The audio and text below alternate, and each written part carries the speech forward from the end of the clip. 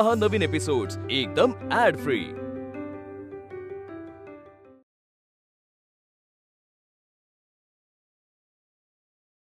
शर्वरीच्या मदतीशिवाय मला वाड्याच्या आतही जाता येणार नाही आणि ती माझ्या आसपास असताना मला नानांना मारताही येणार नाही। शर्वरी आता वाड्यात नाहीये, ती मार्केटमध्ये, आणि तिने मार्केटमध्ये आता एका दुकानातून चोरी केली आहे। काय?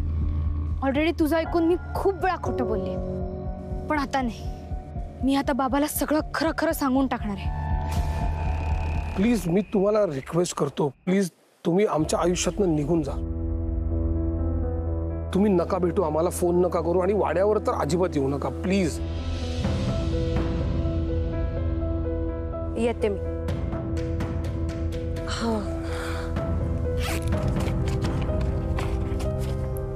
हे ठेव। हे काय आहे? हे कसले दागेदोरे देताय? तुम्हाला माहिती आहे ना माझा या गोष्टींवरती विश्वास नाहीये। आधी नारळ दिलात, आता हे देताय, काय कारण आहे? कशासाठी त्रास देताय तुम्ही? हा जो खोटा कन्सर्न दाखवताय ना तुम्ही, तो प्लीज प्लीज बंद करा। बाबा प्लीज शांत हो, तुला सगळं नंतर सांगते मी, प्लीज शांत हो। तुम्ही द्या। कशासाठी घेतेस तू हे? माझ्या म्हणण्याला काही अर्थ आहे का नाही? काही कर।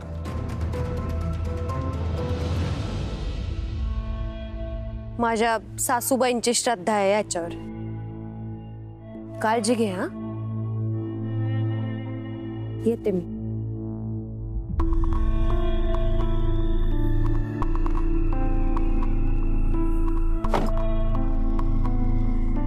तुमच्या सासूबाईंशी मी जरा उद्धटपणे बोललो होतो, त्यांना सांगा आय एम व्हेरी सॉरी।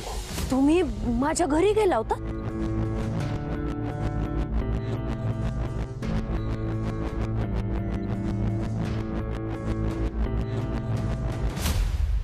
चल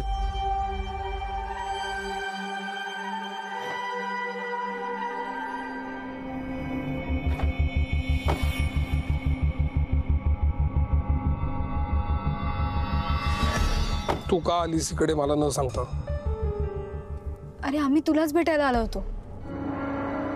आम्ही म्हणजे? मी आणि माझी मैत्रीण, ती तुला सॉरी म्हणायला आली होती। ती काल निघून गेली ना, पण मध्येच त्याने बेट लावली, तिला बोरकुट हवं होतं म्हणून, आणि म्हणून तू चोरी केलीस? कुठली मैत्रीण आपल्या मैत्रिणीला चोरी करण्यासाठी सांगते ग? मी तुला पहिल्यापासून सांगतोय ती पोरगी तुला फसवतीये, पण तुला माझं ऐकायचंच नाहीये। मी किती वेळ झाला तुला सांगतोय तिचे इंटेन्शन्स बरोबर वाटत नाहीत मला, सांगतोय की नाही? बाबा मला नाही कळते काय होतंय। तिच्याकडे काहीच रिझन नाही मला फसवायचं, उलट तुझ्याकडे रिझन आहे आमची मैत्री होऊ नये म्हणून। ती मला आजोबांच्या मनातलं सांगणार आहे जे तुला नकोय। इनफॅक्ट तुला आगीची भीती का वाटते हे आजोबा सांगणार आहेत तिला।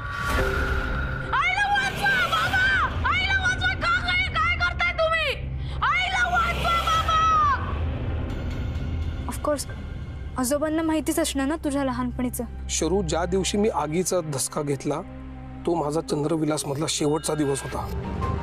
त्याच्यानंतर 35 वर्षांनी मी नानांना भेटतोय। त्यांना कसं काय माहिती असेल माझ्या आगीच्या भीतीबद्दल? माझी ती मैत्रीण असं का म्हणाली? कारण ती तुला फसवायचा प्रयत्न करते, तेच मी सांगतोय तुला। ही तुझी मैत्रीण नानांना कधी भेटणार होती? कारण काल जेव्हा आग लागली त्यावेळेला ती तिथे नव्हतीच, त्यामुळे तिने नानांची बोलायचा प्रश्नच येत नाही। म्हणजे ती खरंच खोटं बोलते माझ्याशी? एक्झॅक्टली, मला फसवते ती। हो, पण का? आपण कारण शोधून काढू। मला सांग, ती आत्ता कुठे असेल? ती वाड्यात असेल, ती माझ्यासाठी थांबणार होती। मी तिच्या बरोबर जाईन आणि मग आम्ही एकत्र वाड्यात जाऊ असं ठरलं होतं आमचं। ओके, आता एक काम करायचं, तू वाड्यात जायचं सत्ता आणि मी तिकडे लपून बसीन। लपून? लपून का? मी तुझ्या बरोबर आहे असं जर का तिला कळलं तर ती परत पळून नाही का जाणार? ती आपल्याला समोर हवी आणि तिच्या समोरच आपल्याला विचारावं लागेल की ह्याच्यामध्ये कोण कोण सामील आहे। कळलं तुला? हा, चल वाड्यात जाऊयात। काय? सॉरी बाबा, तुझं नाही ऐकलं एवढे दिवस। ओके, चल।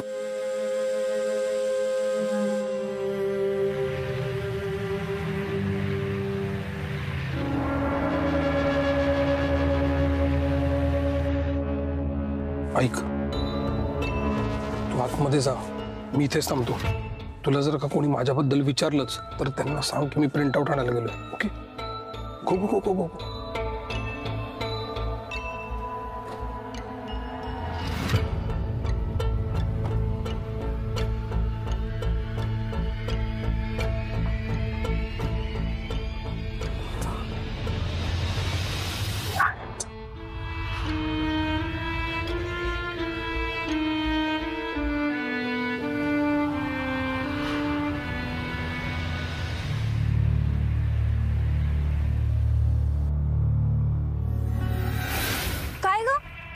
तुझे बाबा कुठे?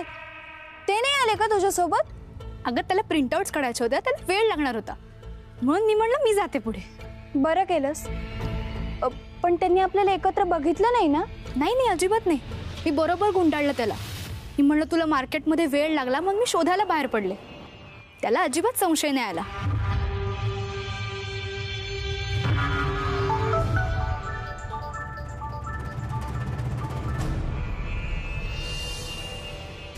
ठीक आहे मग चल.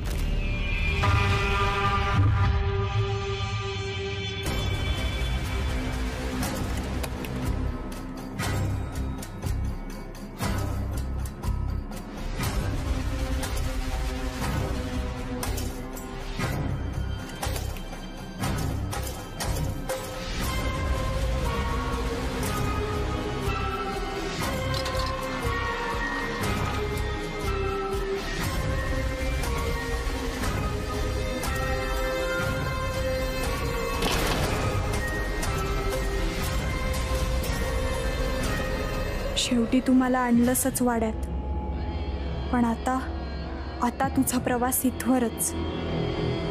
मला आत्ता कळतंय की तू खरंच माझा फायदा घेतेस, पण का ते माहित नाही. मी आणि बाबा पुढच्या काही तासातच ते शोधून काढू. चल नानाजोबांकडे जाऊ. ते काय म्हणतायत ते ऐक आणि मला सांग. चल. तुला दूर ठेवलं तरच मी त्यांना मारू शकेन, आणि तू काही आता नानांपासून लांब जाणार नाहीस. माफ कर मला शर्वरी, मला आता तुलाच मारावं लागेल. फक्त यावेळी मी काल रात्रीसारखी गडबड नाही होऊ देणार. आता तू तुझ्याच हातांनी स्वतःचा बळी घेणार आहेस. हॅलो, काय झालं? चल ना. अगं ऐक ना, नानांच्या खोलीत जायची माझी शेवटची वेळ असेल. अगं म्हणजे आता तुला सगळं सांगितल्यावर मी परत कशाला जाईन नानांच्या खोलीत. पण त्याआधी माझी एक अट आहे. आधी ती अट पूर्ण कर, मगच मी नानांच्या खोलीत येईन. चल. मला हिला खेळवत ठेवावं लागणार जोवर बाबा येत नाही. येतेस ना ग? हो आले. बाबा, अरे कुठेस तू? लवकर ये. चल.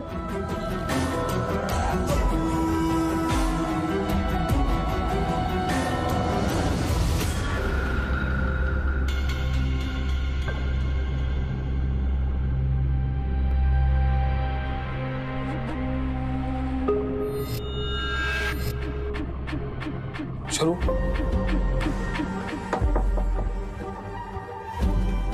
हातून का लावलंय? शरू, हे शरू, दारुगड. शरू, दार आतून का बंद केलं असेल? ती मुलगी काहीतरी करेल माझ्या शरूला. शरू, तारा, शरू, दार उघड. शरू,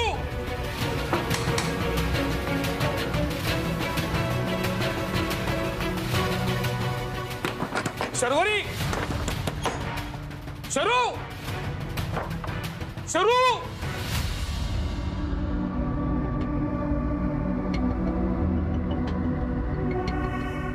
तू मला इथे का आणलंस? मला राग आलाय तुझा. मी चिडले तुझ्यावर. का? मी काय केलंय? तू काहीच नाही केलंस ना. तू मला बोरकूट आणून दिलंस, ना माझी बाहुली शोधून दिलीस, ना माझ्यासोबत छान खेळलीयस. मला वाटतं ना तू माझा फक्त फायदा घेतेस तुझ्या आजोबांच्या मनातलं जाणून घेण्यासाठी. आणि तुझं काम झालं की विसरशील आणि म्हणशील कोण तू, कसली मैत्रीण. तू वेडी आहेस का? मी का फायदा घेईन तुझा? तू एवढी हेल्प केलीस माझी. तेच तर बघायचंय. तू जर खरंच माझी मैत्रीण असशील ना तर तुला परीक्षा द्यावी लागेल मैत्रीची. आणि मग मी ठरवेन इतरांच्या मनातलं जाणून घ्यायचं माझं एवढं मोठं कौशल्य तुझ्या आजोबांसाठी वापरायचं की नाही. बघू तू तुझ्या शब्दाला किती जागतेस. देशील ना परीक्षा? यार हा बाबा का येत नाहीये?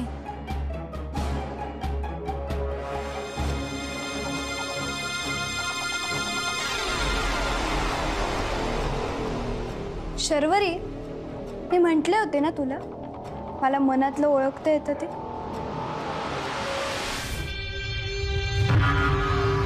तुझ्या मनात काय चाललंय चांगलंच कळतंय. अगं नाही मी नाही नाही नाही नाही घाबरू नकोस. तुझे बाबा माझ्याबद्दल काय काय विचार करतात चांगलं माहितीये मला. मी तुझ्या मनातलं सगळं ऐकलं. अगं नाही तसं नाही. मनातले विचार थांबवता येत नाहीत ना. मग आपली मैत्री थांबवायची की नाही ते ठरवू आपण.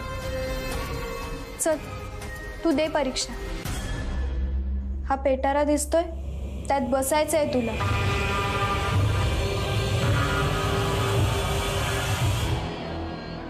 गहे वेडी आहेस का तू? ही कुठली परीक्षा आहे? मी हात बसले तर श्वास कोंडेल माझा. तीच तर अट आहे ना. तू माझ्याबद्दल जे काही चांगले विचार करतेस ना ते मला ऐकू येऊ दे. मी 100 आकडे मोजेपर्यंत तू इथेच बसायचंय या पेटाऱ्यात. नाही नाही मला नाही जमणार. ही कसली जीवघेणी अट आहे तुझी? ठीक आहे तुला माझं म्हणणं नाही पटत आहे ना मग मी जाते. आपली मैत्री संपली. ही ओढणी ठेव तुझ्याकडेच. ज्या मैत्रीत विश्वास नाही ती मैत्री काय कामाची. आता ही गेली तर बाबा कधीच भेटू शकणार नाही हिला. शर्वरी, मी इथून परत गेले ना तर मी पुन्हा नाही भेटणार. ना तुला ना तुझ्या बाबांना आणि ना त्या नानांना. थांब.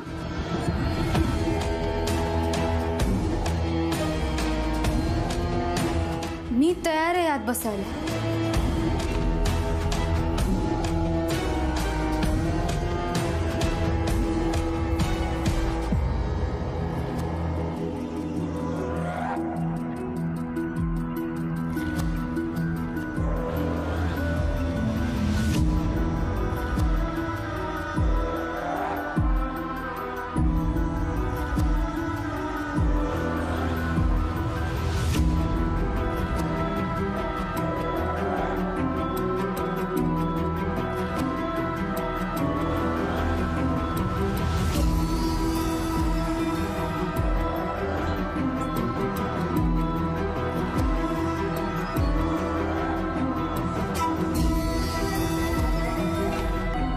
किती वेळ थांबायचंय मला इथे?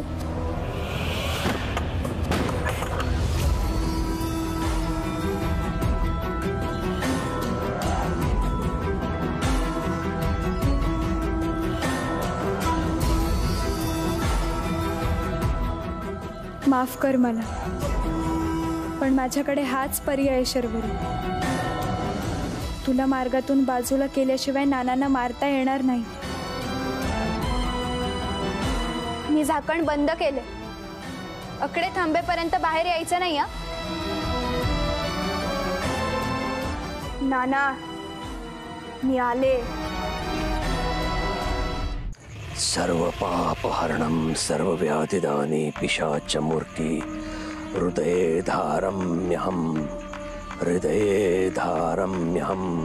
क्लीं क्लीं क्लीं सर्व पापहरणं सर्व व्याधिदानी पिशाच मूर्ति हृदये धारम्यहं क्लीं क्लीं क्लीं. नंदा तू आली आहेस हे ठाऊक होतं मला. पण मी काही करू शकत नव्हतो, कारण माझं पाप आडवं येत होतं. आणि जोपर्यंत तू पाप करत नाहीस तोपर्यंत मी तुला हात लावू शकत नाही. पण आता एक पाप तुझ्या खात्यात जमा झालंय नंदा. कुणाला तरी संपवण्यासाठी तू एका पवित्र आत्म्याचा आधार घेतलास. बाबा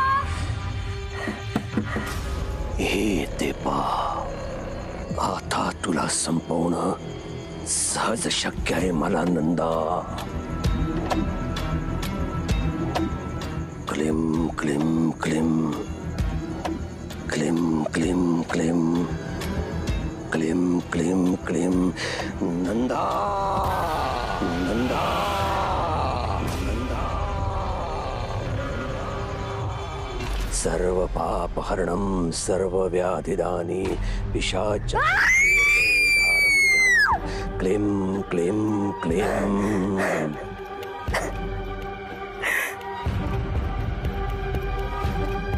कोणीतरी आहे जे माझ्या नावाने मला बांधायचा प्रयत्न करते. पण माझ्या ध्येयाच्या शेवटच्या टप्प्यात मी बांधली जाणार नाही.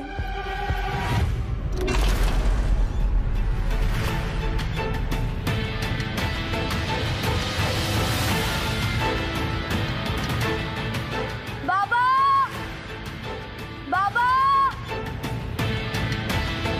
हे काय झालंय? सर्व पाप हरणम सर्व व्याधिदानी.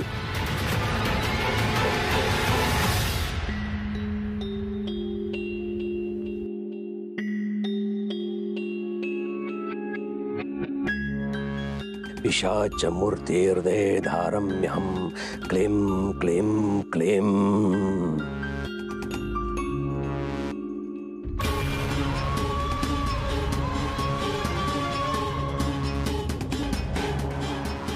माझ्या मार्गात अडथळा आणायला निघालीस का? पण तू माझ्या तावडीतून सुटू शकत नाही सदानंदे. कुकुर्माय स्वाहा इदं न मम कुकुर्माय स्वाहा न मम. अस्ति देहि मे प्रेम कुकुर्माय स्वाहा इदं न मम स्वाहा इदं न मम.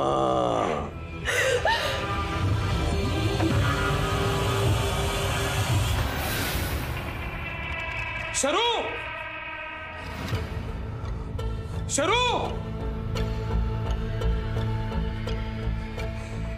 कुठे गेली?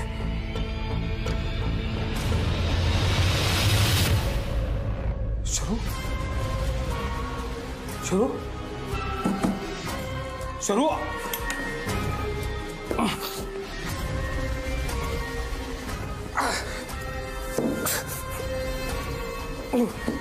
शरू शरू माझ्याशी बोल. शरू शरू मी आलोय. डोंट वरी.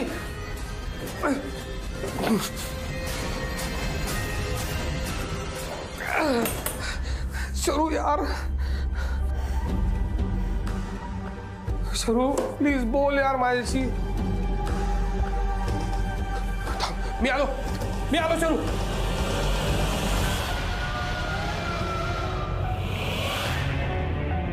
काळजी नको.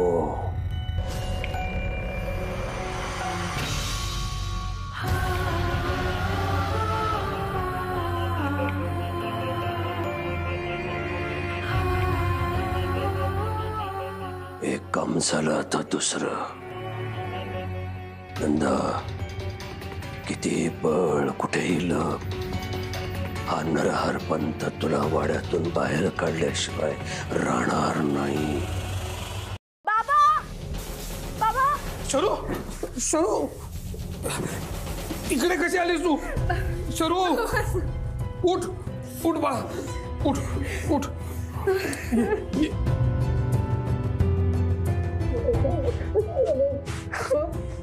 बस इकडे बस बस बस बस बस. तुला बरं वाटतंय का? तुला बरं वाटतंय का? बरी बाबा तू आला नसतास तर काय झालं असतं? अरे असं कसं झालं असतं? तुला तुला काही मी होऊ देणार आहे का? काय बोलतेस तू? बाबा ती एवढं वाईट का वागली माझ्याशी? मला बंद करून निघून गेली ती. हे बघ आता आपल्याला जास्ती विचार करायचा नाहीये. हा मला असं वाटतंय ती ती इथेच असणार कुठेतरी. ती निघून नाही गेली. ती जरी आत्ता निघून गेली असली तरी सुद्धा तिला आपला प्लॅन कळलाय, त्यामुळे ती लगेच ऍक्शन घेणार नाही. कळलं का? बाबा ती चांगली मुलगी नाहीये. चुकीच्या मुलीशी मैत्री केली. तू म्हणतस ते करेक्ट होतं. तिचं माझ्याशी मैत्री करण्यामागचं मोटिव्ह वेगळं होतं. कदाचित तिचं आजोबांकडे काहीतरी काम होतं.